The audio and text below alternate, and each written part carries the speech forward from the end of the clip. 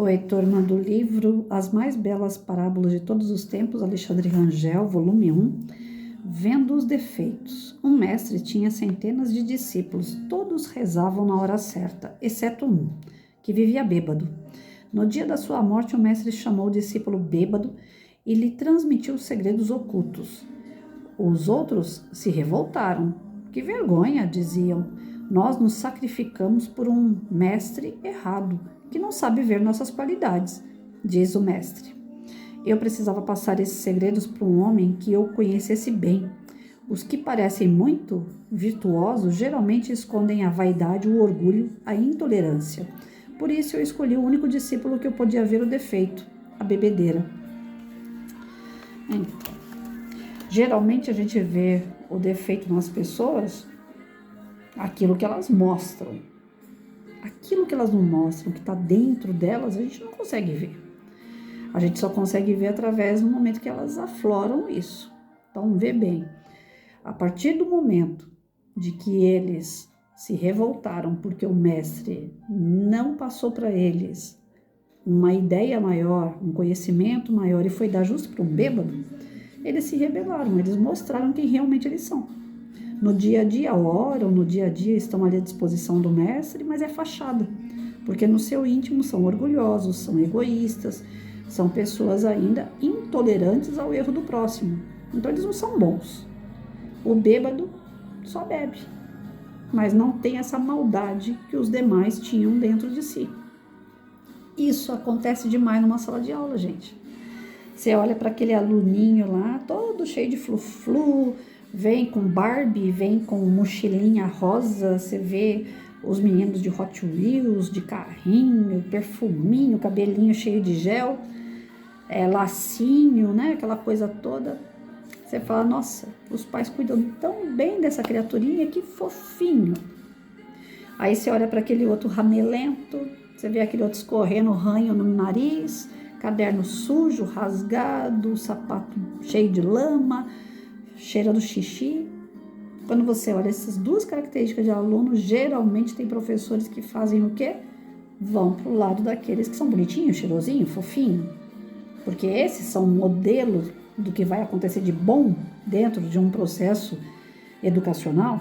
Chegar no final do ano, são ótimas notas, isso vai garantir que o professor seja um ótimo professor, porque os alunos atingiram nota boa.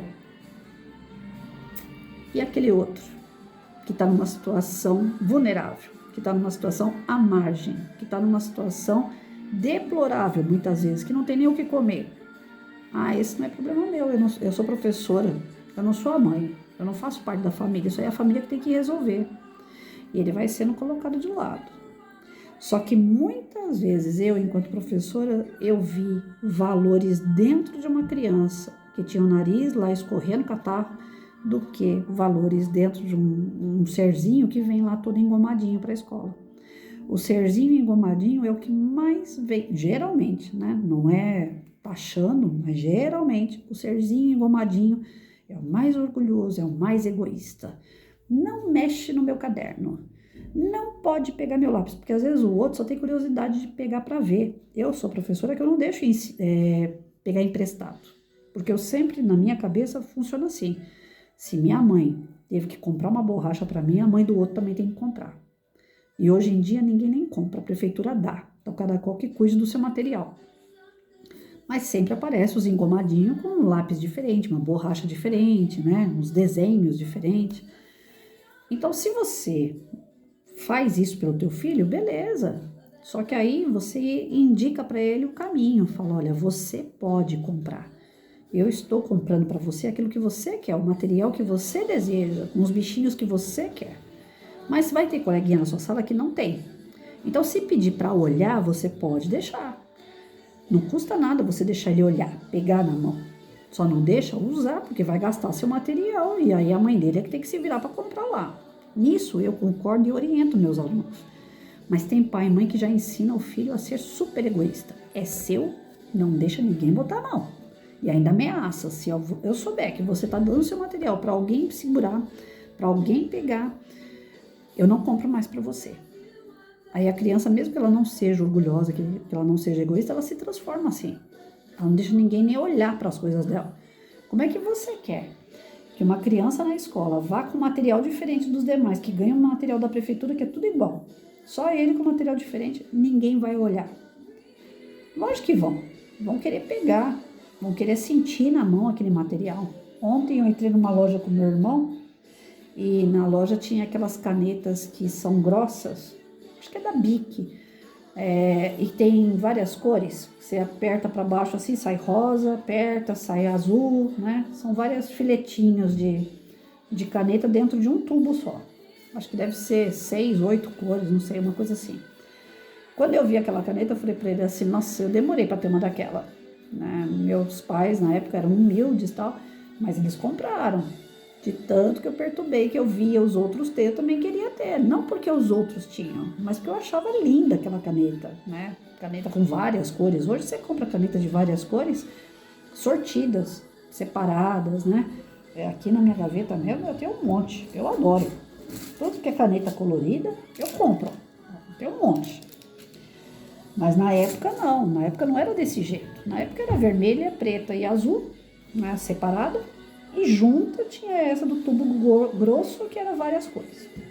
E quando eu vi, eu me remeti lá no passado, com 6, 7 anos de idade. Falei pro meu irmão, olha lá, quando eu era pequenininho, eu era doida para ter uma caneta dessa aí, e demorou, mas meus pais foram lá e compraram e deram para mim. Mas antes disso, a coleguinha da sala deixava eu colocar a mão, pegar, sentir a caneta na mão, porque às vezes você não quer utilizar, você só quer pegar, para ter aquela sensação do negócio novo, da novidade, né? E a gente percebe que aqueles que têm mais condições, geralmente não têm um bom coração, não divide com o colega. Não estou falando de dividir de gastar, mas pelo menos de deixar ver. Então a gente se engana muito com as aparências. As aparências não mostram de verdade quem é o indivíduo. Então, na sala de aula, os professores têm que prestar atenção. Não é porque é bonitinho que por dentro ele também é bonitinho. A minha avó tinha um ditado que ele é maravilhoso. Por fora, bela viola. Por dentro, pão bolorento. Cuidado com isso. Nós estamos rodeados de pessoas dessa forma, no nosso dia a dia, na nossa convivência, assim como no nosso trabalho. Professores em relação a alunos têm que observar comportamento de aluno para poder descobrir quem é o pão bolorento ali. Saber trabalhar com esse pão bolorento para que ele seja limpinho, né? Corte as beiradas que está embolorada e aproveita o que está bom. Aquele que é só por fora a bela viola, a gente começa a fazer com que ele por dentro seja melhor. Nós temos que ter visão. O professor ele não pode ter escolhidos, os preferidos. Quando alguém falava para mim assim, uma vez ou nunca isso acontecia, né? Porque eu nunca deixei transparecer um aluno que eu gosto mais ou que eu gosto menos. Independente se eu gostasse ou não, eu tinha ética com todos. Independente se eu gostasse mais ou não passava que eu gostava mais, porque sempre tem aqueles que você tem mais afinidade, que você brinca mais, que você se sente melhor, que te dá mais carinho, mais atenção, e você acaba dando também. Mas eu sempre procurava fazer na medida certa para todos. Nunca deixei assim, para Maria eu dou mais carinho do que para Joaquina. Não. Porque isso é um peso que a criança vai levar. Independente se aquela fosse uma pessoa, como aqui no exemplo, né? Se fosse aquele que seguia o que o mestre dava, né? O que a professora ensinava ou não seguia, eu dava as mesmas condições para um e para outro. Como professor, você tem que ser assim. Como pai e mãe, a mesma coisa. No nosso dia a dia, selecionar. Cuidado com aquelas pessoas que são tão bonitinhas, que parece que concordam com tudo que você fala, que são tão seus amigos, porque às vezes é dali que vem as facadas. Porque o caráter, o interior daquela pessoa, de fato, não condiz com o sorriso que ela te dá. Então, é um texto que faz a gente refletir sobre uma série de situações dentro do convívio social, familiar, dentro do escolar. Quais são as medidas que a gente tem que tomar diante de pessoas assim? Nós temos que estar atentos para saber lidar com essas diferenças, pessoas que têm caráter, pessoas que não têm caráter, pessoas que são de boa índole, pessoas que não são de boa índole. Nós estamos no meio delas, nós temos que saber conviver. Não vai ter como se isolar totalmente de pessoas assim. E quem sabe nós também somos uma pessoa difícil assim. É o momento de fazer uma introspecção, fazer uma análise, né? Nós somos aquele discípulo que ora, que procura seguir, né? Principalmente nós que somos mais religiosos, ligados a Cristo. Nós estamos realmente seguindo Cristo ou a gente só fala da boca para fora? Nós ainda somos essas pessoas maledicentes que gostam de falar mal dos outros. Quando eles não mostram as mesmas aptidões, as mesmas virtudes que nós já alcançamos, pelo menos que seja por conhecimento, não por prática. Quem somos nós aí na fila do pão? Nós somos o discípulo que segue e que pratica ou aquele discípulo que só fala da boca para fora? Às vezes aquele que não segue, que não pratica, tem muito mais para oferecer do que aquele que está ali. Como a gente vê nos segmentos religiosos.